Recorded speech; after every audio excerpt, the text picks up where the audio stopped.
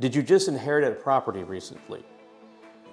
Did you get a job offer that's going to have you relocate to another part of the world? Or do you have a chance to buy that dream home you've been looking at for a long time? But you're facing the conundrum of what do you do with your current property? Do you sell or do you rent? Let's talk about that.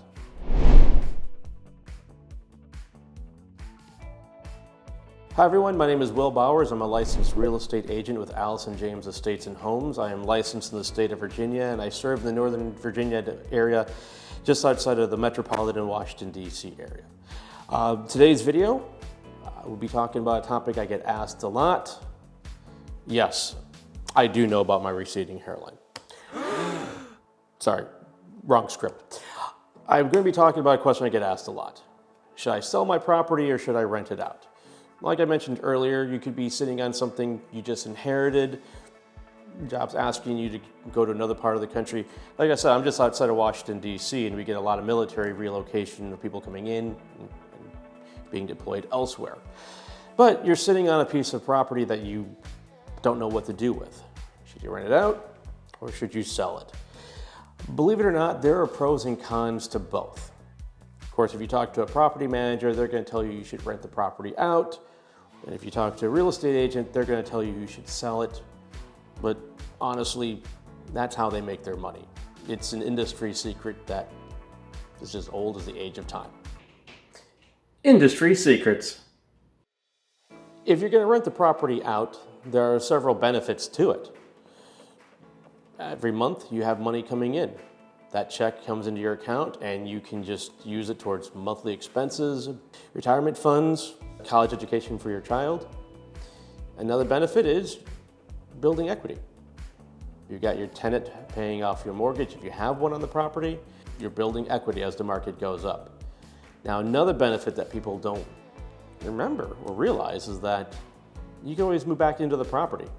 You could have a job that's relocating you to another part of the country or the world for just a couple of years and you really like where you live and you want to go back.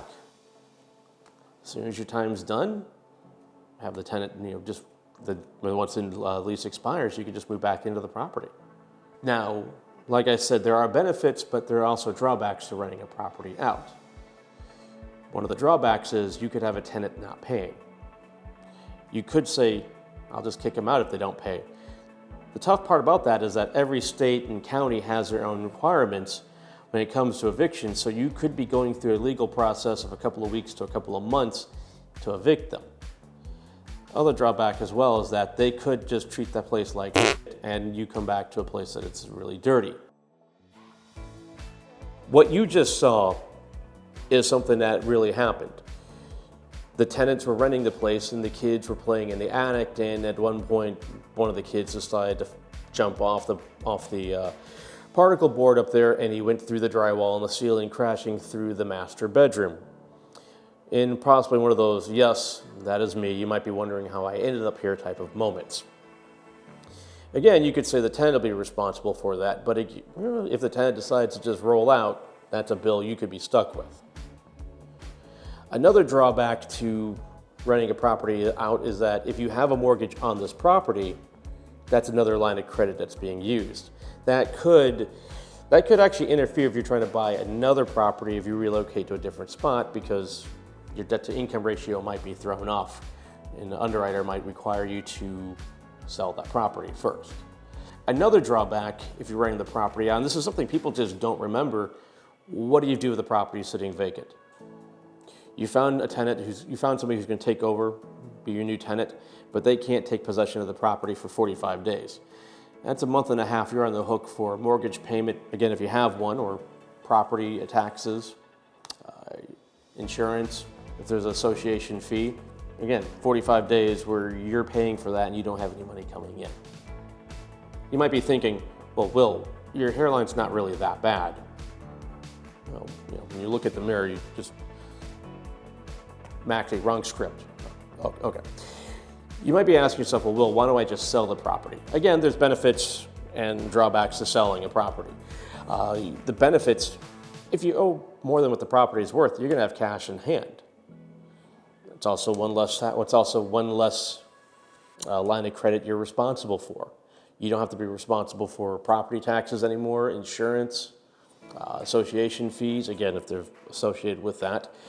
And you don't have to deal with that phone call at midnight saying that the there's a water pipe burst in the basement, or that somehow the hot water heater has exploded and has achieved orbit. Now, if you decide to sell, like I said, there are some drawbacks. It is hard to believe, but there are some drawbacks to this. First, you won't have that residual income or monthly income coming in.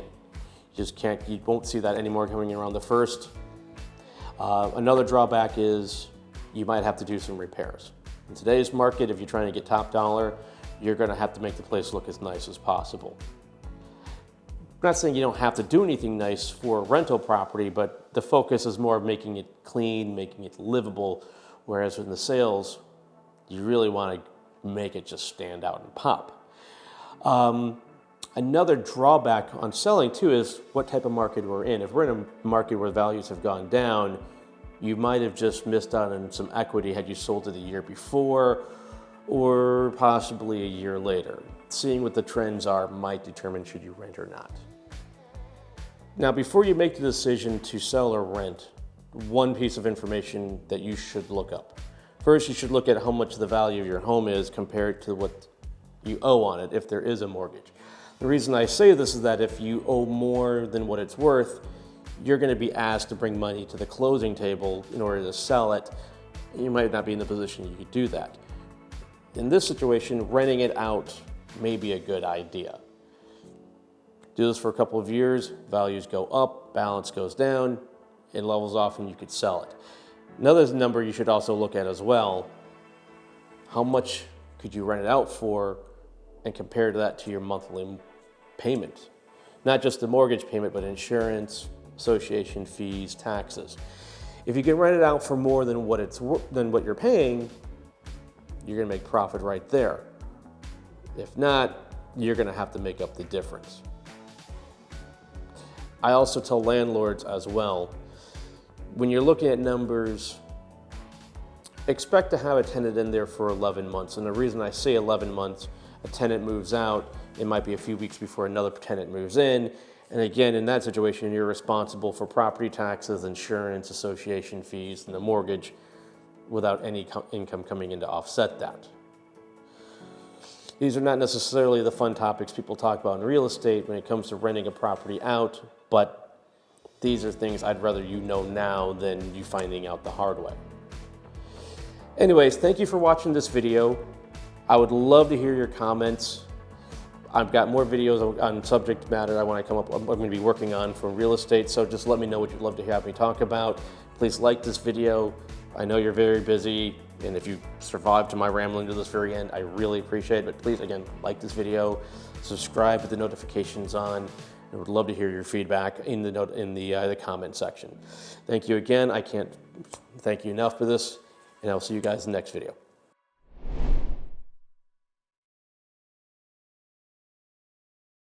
We're creating real estate magic. Inherited property. Yeah, can't speak today. Okay. Another thing that people forget about when you're renting a property out is, what if you do if your alarm goes off on your phone and you forgot to turn it? I think I've practiced that so many times. Now you might be